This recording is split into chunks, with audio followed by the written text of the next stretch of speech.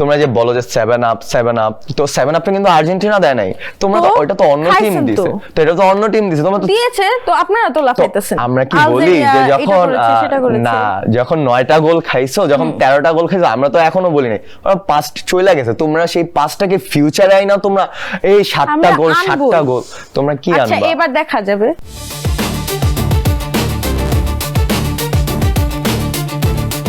মাহেন্দ্রক্ষণ চলে এসেছে, ব্রাজিল মরক্কো ম্যাচ মাঠে গড়া দাঁড়াচ্ছে ভোর রাত 4টায়। এদিন আছে জার্মানির ম্যাচও, তবে সবকিছুকে ছাপিয়ে ব্রাজিল ম্যাচটাই গুরুত্ব পাচ্ছে। এবারে বিশ্বকাপে প্রথম হাই ভোল্টেজ ম্যাচ বলা হচ্ছে এটিকে। দর্শক আমন্ত্রণ, মাঠের খেলা জয়ের বেলাতে আমাদের সঙ্গে আছেন জাইদি, দিশা এবং তাহমিদ, সবাই আসলে ফুটবল ভক্ত। কেমন আছেন আপনারা? ভালো আছেন নিশ্চয়ই? আলহামদুলিল্লাহ খুব ভালো। আচ্ছা, আমরা শুরুতে দিশার কাছে যেতে চাই। এবারে বিশ্বকাপটা আসলে কেমন উপভোগ করছেন আপনি? যদিও আপনি বলছিলেন অফ স্ক্রিনে আপনি আর্জেন্টিনা ভক্ত। সব বছরের মতনই এবারও অনেক বেশি এক্সাইটেড আমরা আর্জেন্টিনা নিয়ে। এবারও আমাদের দলই জিতবে। অবশ্য আজকে ব্রাজিলের খেলা আছে রাত্রে, মরক্কোর সাথে হয়তো আজকে জিততে পারবে না। তাহমিদ, আপনাকে তো চ্যালেঞ্জ দিয়ে দিল, মরক্কোর সঙ্গে নাকি জিততে পারবেন না। তো আমি কার কথা বলবো? যে দল অলওয়েজ পেনাল্টিতে উইন হয় ওই দলের সাথে আমরা তেমন কথাবার্তা বলতে চাই না, কিন্তু এটুক চ্যালেঞ্জ দিয়ে বলতে পারি, আর যত যাই হোক না কেন আর্জেন্টাইনরা গতবার যে 2022 সালে যে চ্যাম্পিয়নটা হয়েছে, এটা তাদের জাস্ট লাক, এটা জাস্ট তাদের লাক। এবার যে তারা আশা করে যে বসে আছে যে এবারও তারা হয়ে যাবে, না, এটা ইটস নট পসিবল। লাক কিভাবে বলেন? ফ্রান্স দিয়ে দিয়েছে নাকি? আপনি জাইদি, তুমি তো লাকের মানে লাকিলি জিতে গেছে আর কি, কারণ ওইখানে হলো ট্রাইব্রেকারে যাওয়ার পরে দুইটা প্লেয়ার আর কি বল মিস করছে ট্রাইব্রেকারে পেনাল্টি, আর কি মানে লাকিলি জিতে গেছে। মেন কথা যেটা এমবাপ্পে যেভাবে কামব্যাক দিছিল আর কি, পসিবল ছিল না, মানে যা জিতছে ওটা হলো লাকিলি জিততে পারছে। আচ্ছা, ব্রাজিল মরক্কো আসলে কেমন করবে সেটার আগে আমরা একটু ম্যাচ প্রিভিউ দেখে আসতে চাই। দর্শক, আজকে ভোর রাত 4টায় ব্রাজিল মরক্কোর মুখোমুখি হবে, আমরা সেই ম্যাচ প্রিভিউটি আসলে দেখে আসতে চাই। অবশেষে সেই মাহেন্দ্রক্ষণ হেক্সা মিশনের লক্ষ্যে মাঠে নামছে 5বারের বিশ্ব চ্যাম্পিয়ন ব্রাজিল, কিন্তু প্রতিপক্ষ যখন কাতার বিশ্বকাপের জায়ান্ট কিলার মরক্কো, তখন ম্যাচ শুরুর আগেই কাঁপছে ফুটবল বিশ্ব। একদিকে কোটি ভক্তের স্বপ্ন নিয়ে ব্রাজিলের ডাগআউটে ইতিহাস গড়তে নামছেন রিয়াল মাদ্রিদের কিংবদন্তি কোচ কার্লো আনচেলত্তি। হ্যাঁ, ব্রাজিলের ইতিহাসে প্রথম বিদেশি কোচ হিসেবে অভিষেক হচ্ছে তার, কিন্তু ম্যাচ শুরুর আগেই কি তবে বড় ধাক্কা খেলো সেলেসাওরা? ডিফেন্স আর অ্যাটাকিং থার্ড নিয়ে আনচেলত্তির মনে যখন হাজারো দুশ্চিন্তা, ঠিক তখনই জানা গেল দুঃসংবাদ। এই লড়াইয়ে নামা হচ্ছে না পোস্টার বয় নেইমার জুনিয়রের। এখনো পুনর্বাসন প্রক্রিয়ায় থাকা নেইমারকে ছাড়াই সাজাতে হচ্ছে রণকৌশল। ম্যাচের আগে সংবাদ সম্মেলনে ছড়ালো চরম উত্তেজনা। 1 ইঞ্চি ছাড় দিতে নারাজ মরক্কো অধিনায়ক আশরাফ হাকিমি সরাসরি চ্যালেঞ্জ ছুড়ে দিলেন ব্রাজিলকে। ব্রাজিল জাতীয় দল সম্পর্কে সবারই ধারণা আছে, ভিনিসিয়াসের মান কেমন তা আমরা জানি। এর আগে ওর বিপক্ষে খেলার অভিজ্ঞতা হয়েছে আমার। ও খুব ভালো একজন খেলোয়াড়। ব্রাজিলের শক্তি এবং স্কোয়াডের ফুটবলারদের সামর্থ্য সম্পর্কে আমরা পুরোপুরি জানি। বিশ্বকাপে কোনো প্রতিপক্ষই ছোট নয়। ব্রাজিলে যেমন বিশ্বসেরা খেলোয়াড় আছে, মরক্কোতেও ঠিক তেমনই ম্যাচ জেতানো তারকা আছে। তাই ম্যাচটা যে চড়া উত্তেজনার আর হাই ভোল্টেজ হবে তা নিয়ে কোনো সন্দেহ নেই। বিশ্বকাপের প্রথম ম্যাচ, চাপ তো থাকবেই, তবে আমরা কোনো চাপ মাথায় না নিয়ে নিজেদের স্বাভাবিক খেলাটাই খেলতে চাই।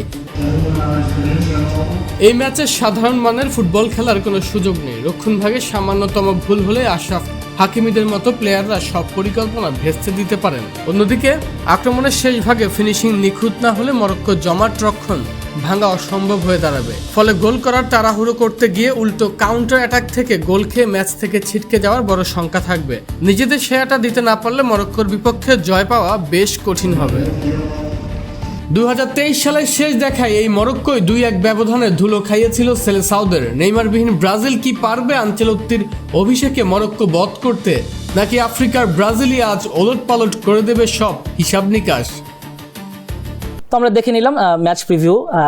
তাহমিদ, আপনার কাছে আসলে কি মনে হয় কোন ফরমেশনে আসলে ব্রাজিল আজকে নামতে যাচ্ছে? আমার তো মনে হয় এবার 4-4 হয়েই নামবে। আর কনফিডেন্স, আমার মনে হয় ব্রাজিলের যদি কনফিডেন্স থাকে, তাদের মেন কথা ব্রাজিলের ফ্যান্সরা যখন মাঠে থাকে, যখন কনফিডেন্স নিয়ে থাকে, যখন তাদের একটা আশা দেয়, তালি দেয়, তখন ব্রাজিলিয়ানের প্লেয়ার্সদের এমনি ওদের মধ্যে কনফিডেন্স এসে পড়ে। আর সবে অনেকে যেমন বলে আমাদের ব্রাজিলের নেইমার নাই, নেইমার ছাড়া কিছুই না, তেমন কোনো কিছু না।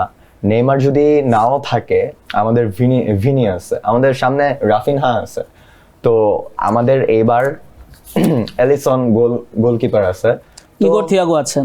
হ্যাঁ, তো আমার মনে হয় 2022 সালে এলিসন আমার মনে হয় না কখনো খারাপ খেলছে। জাস্ট ওটা একটা ম্যাচ ক্রোয়েশিয়ার সাথে, ওই একটা ম্যাচ কোনো রকম 19-20 হয়, খেলার মধ্যে হার জিত আছে, কিন্তু এর বলে এটা না যে এলিসন যে খারাপ গোলকিপার, এমন কোনো কিছু না। আপনারা যদি লিগ খেলাগুলো যদি দেখেন বা দর্শকরা যদি দেখে, তারা সবাই বুঝতে পারবে এলিসন আসলে কতটা ভালো গোলকি। আর ব্রাজিল নামবে হয়তো, এতটা আশা না হইলেও ব্রাজিল জিতবে, এটুকু আমি কনফার্ম দিলাম। ব্রাজিল জিতবে, 2-3 গোল দিয়ে জিতবে। তাহমিদ, আনচেলত্তিকে নিয়ে কি বলবেন? আনচেলত্তি তো শর্ট টুর্নামেন্টে খুব দারুণ করেন আসলে, এবং ব্রাজিলের কোচ হিসেবে তাকে নিয়োগ দেওয়ার পেছনে যে জিনিসটা কাজ করেছে সেই 2002 থেকে আসলে ট্রফি করা, তো সেই জন্য কি আনচেলত্তিকে আনা হলো, এবং আনচেলত্তিকে আসলে কি প্ল্যান নিয়ে এগোবেন আর কি এবারে টুর্নামেন্টে? প্রথম ম্যাচ মরক্কোর সঙ্গে খুব হাড্ডাহাড্ডি ম্যাচ। আসলে প্ল্যান তো মেইনলি হলো তারা জানে, আমরা তেমন কোনো কিছু না জানলেও এইটুক জানি যে তিনি যেমন তার টিমটাকে নিয়ে যাচ্ছে, আগাচ্ছে, এবং তার যা চিন্তা ভাবনা, আমার মনে হয় খুব ভালো মাইন্ড সেট আপ নিয়ে এবার তাদেরকে মাঠে নামাবে। এবং শুধু এইটা না, আমার মতে যে মরক্কো মেবি নেইমারকে নামাবে না এই ম্যাচটায়, নামাবে না।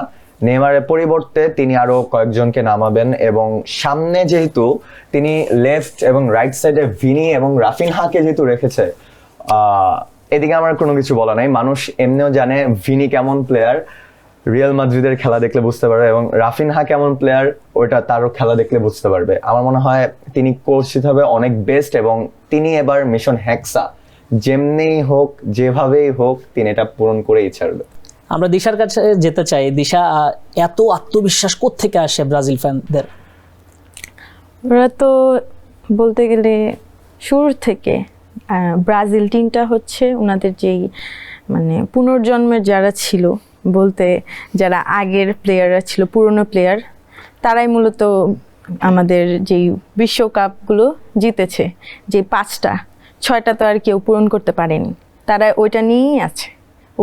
সেই 5টা বিশ্বকাপ ওইটা নিয়ে তারা এখনো গর্ব করছে। আপনারাও তো 36 বছর পর জিতেছেন, তো সেটাও তো একটা বিবেচনা করার বিষয়।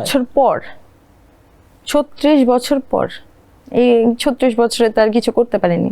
আমরা তো যতটুকু দেখেছি যে আর্জেন্টিনা আমার জন্মের পর থেকে দেখছি বিশ্বকাপ জিতে আসছে, কখনো দেখিনি ব্রাজিল। মানে পেছনের গোল আর হিসাব রাখছেন না? না, সেটা মনে করছি না, কারণ তারা পুরনো হয়ে গিয়েছে। ওই পুরনো যদি ধরে থাকি তাহলে তো অনেক কিছুই। আলজেরিয়া আর্জেন্টিনা 17 তারিখের ম্যাচটা নিয়ে যদি ছোট করে একটু বলেন। আলজেরিয়া আর্জেন্টিনা, এটার প্রথম প্রেডিকশন আমি বলি, প্রথম পেনাল্টিটা মানে প্রথম গোল করবে হলো পেনাল্টিতে মেসি। আচ্ছা, তাহমিদ বলেন। তো আলজেরিয়া, আমি এটা বলবো না যে তারা খুব ছোট দল বা হ্যান ত্যান, তারাও ঠিকঠাক আছে। তাদের সাথে আর্জেন্টিনার খেলা হবে, আমার মনে হয় আর্জেন্টিনা সেই ম্যাচটা জিতবে। বাট আল্লাহ জানে, গতবার যেভাবে প্রথম ম্যাচে খেজুর খেয়ে গেছিল সৌদি আরবিয়ার কাছে, তো এবার মুসলিম কান্ট্রি, আবার আলজেরিয়াও মুসলিম। হ্যাঁ, তো মনে হয় এবার খেজুর খেয়া যেতে পারে, বাট না খাক, আমি চাই যে তোমরা খেলো, কারণ আমরা জানি তোমরা ফাইনাল এবার উঠবা না, তোমরা আগে ঝরে পড়ে যাবা, তো তোমরা 1-2টা খেলে দিশা কিছু দেন হেরে যাও। কারণ আরেকটা কথা কি, আমি যখন বলি যে যখন আমাদের যে আপুটা যে বললো যে বাপ দাদার সম্পত্তি যে দেখাই, তারা দেখায় না। প্রথমত আমাদের বাপ দাদার সম্পত্তি আছে বিধায় আমরা দেখাই, আর সেকেন্ড হলো তাদেরও বাপ দাদার সম্পত্তি, তো যে যেমন ম্যারাডোনাকে তারা কি বলে, তাদের যে গড অফ হ্যান্ড, এটা ম্যারাডোনাকে বলে। তো আমার মনে হয় না, এটা হবে চোরা অফ হ্যান্ড, বিকজ তার রেকর্ডই ছিল হাত দিয়ে গোল দেওয়া। তাদের শুধু ম্যারাডোনা, অনেক ম্যাচে মেসিও দিছে, তো হাত দিয়ে যখন গোলটা দেয় তখন কিন্তু কিছু বলতে যাচ্ছে, হাত দিয়ে গোল আপনারা তো তাও পারেন না, তাই না? আর যেটা কথা হচ্ছে যে ব্রাজিল বাপদাদার সম্পত্তি নিয়ে আছে, আমরা তো কিছু একটা করছি তাই আচ্ছা, না, আচ্ছা। নিজেদের তো আমি বাপ-দাদার না। একটা কথা বলি, রাজা বাদশাহ যখন থাকে তখন রাজা বাদশারা কিছু একটা করে এরপরের জন রাজাই হয়, ঠিক আছে? তো ব্রাজিল হলো এমন না যে রাস্তার কোনো ফকির হুট করে রাজা হয়, এগুলো আসলে মানায় না। আরেকটা কথা রাজা?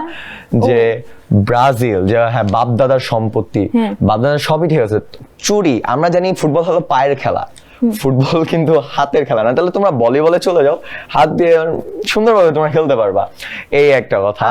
আর হাত দিয়ে যদি হতোই তাহলে তো আর কাপ পেতো না, তাই না? হাত দিয়ে তখন তো ক্যামেরা ধরতে তোমরা তো পারে তাও পারো না। তা আমরা কি জন্য আমরা পা বাপ-দাদার দিয়ে নিব? সম্পত্তি আমরা ধরে তো বসে পা দিয়ে তো থাকো। আমরা খেলবো, আমরা তো হাত দিয়ে তো আর খেলবো পা না। দিয়েও তো পারো না, হাত আরেকটা- দিয়ে তো দূরের কি কথা। জন্য? আর হ্যাঁ আরেকটা কথা তারা যে করে বলে যাও।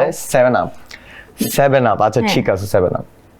আমরা ব্রাজিলিয়ান কখনো কারো পাচাটি না বা কারো চামচামি করে না। এমন যদি হয়তো যে আর্জেন্টাইন ফ্যান্সরা যে বলতিছে যে 7 আপ, তারা তো আর দেয় নাই, দিছে তো জার্মান দিছে আর তারা লাফাইতেছে, যেদিকে জার্মানও অবাক যে আমি দিলাম আর ওরা লাফাইতেছে, আমরাই তো লাফাই না। কখনো দেখছেন জার্মানের সাথে কোনো জার্মান ফ্যান্স বাহিরের কান্ট্রিতেও কোনো জার্মান ফ্যান্স কিন্তু বলে না 7 আপ? আপনারা তো লাফাচ্ছেন। বাহিরের কান্ট্রিতে লাফাচ্ছেন তো আর্জেন্টাইনরাও কিন্তু আপনারাও। 7 আপের কথা বলে, বাট জার্মানিরা কেউ বলেই না। তো আমরা যদি পাস্টে যদি আমরা একটু দেখি, ওয়ার্ল্ড কাপটা জাস্ট বাদ দিলাম, এমনি যদি কোনো ওয়ার্ল্ড ম্যাচে কাপের দেখি, জন্য খেলছি, ওয়ার্ল্ড কাপে বাদ দিলাম। আচ্ছা আর ওয়ার্ল্ড কাপটা বাদ দেই, আর্জেন্টিনার সাথে প্যারাগুয়ে, হ্যাঁ প্যারাগুয়ে, তাদের সাথে 9টা খাওয়ারও রেকর্ড আছে আর্জেন্টিনার, আপার 6ও আছে, এমনকি আমি 13টা গোলেরও দেখছি। তো ওইগুলা কেন ধরবো না? কারণ তারা জাস্ট দেখছে ওয়ার্ল্ড কাপে 7টা খেয়ে গেছে, তাও তারা কিন্তু দেয় নাই, দিছে জার্মান, আর জার্মান তাদেরকে আপাতত ছেলে হিসাবে রাখছে যে তোমরা হলো আমার ছেলে, আমরা তো পারবো না, তোমরা দিও। কিন্তু কখনো আর্জেন্টিনার এমন কোনো রেকর্ড নাই যে আর্জেন্টিনা ব্রাজিলকে 7টা গোল দিবে। এবং লাস্ট আর্জেন্টিনা এবং ব্রাজিলের খেলাতে হ্যাঁ আর্জেন্টিনা জিতছে। আপনি যদি দেখেন পাস্ট থেকে ফিউচার মানে এই পর্যন্ত যতগুলো খেলা হয়েছে, এখনো ব্রাজিল আর্জেন্টিনার সাথে যতগুলো খেলা আছে সব থেকে বেশি জয়ী হয়েছে ব্রাজিল। এবং আমি যদি দেখি, ওই যে বলে যে অনেকে বলে যে নেইমার অভিনয় করে, নেইমারকে ফালাই দেয়, পড়া যায়, আচ্ছা ঠিক আছে তোমরা তো এটা জন্য ঠিক আছে। আজ যদি নেইমার সুস্থ থাকতো, তোমরা আর্জেন্টাইন ফ্যানরাও ভালো মতো জানো, নেইমার যে প্রত্যেকটা ম্যাচ খেলতো, নেইমার কবে মেসিকে ছাড়াই চলে যেত, এটা ম্যাচ এবং গোল সংখ্যা দেখলে এমনিই বোঝা যায়। সেটা তার ব্যক্তিগত ব্যাপার, ঠিক আছে, সেটা খেলার সাথে জড়িত না। কি জন্য? অবশ্যই খেলার সাথে জড়িত। কেন? কি জন্য জড়িত থাকবে না? উনি অসুস্থ, এটা ওনার ব্যাপার না। তোমরা তো বলো যে নেইমার অভিনয় করে, পয়রা গেলে পয়রা যায়। মেসিরও তো বয়স হয়েছে, তাই না? মেসির তো বয়স হয়েছে, বাট নেইমার, তোমরা যে বলো যে 7 আপ, তো 7 আপটা কিন্তু আর্জেন্টিনা দেয় নাই, তোমরা তো ওইটা তো অন্য টিম দিছে, তো এটা তো অন্য টিম দিছে, তোমরা তো দিয়েছে, তো আপনারা তো লাফাইতেছেন। আমরা কি বলি যে যখন 9টা গোল খাইছো, যখন 13টা গোল খাইছো, আমরা তো এখনো বলি নাই, ওরা পাস্ট চলে গেছে, তোমরা সেই পাস্টটাকে ফিউচারে আই না, তোমরা এই 7টা গোল তোমরা কি আনবা? আচ্ছা এবার দেখা যাবে। আচ্ছা হ্যাঁ অবশ্যই এবার দেখা যাবে, আমরা তো দেখতে আসছি। আচ্ছা আমরা তর্ক বিতর্ক থামাই, এই তর্ক আসলে এমন এক তর্ক দর্শক শেষ হবে না কখনো, এবং ব্রাজিল আর্জেন্টিনার এই তর্ক চলতেই থাকবে সারা রাত, সারা দিন, সারা মাস, সারা বছর। অনেক ধন্যবাদ আমাদের সঙ্গে থাকার জন্য, আপনাদেরকে অনেক ধন্যবাদ, কষ্ট করে স্টুডিওতে এসেছেন। নিশ্চয়ই আবার পরবর্তীতে দেখা হবে দর্শক। আজ এই পর্যন্তই, ভালো থাকবেন, কালবেলার সঙ্গেই থাকবেন।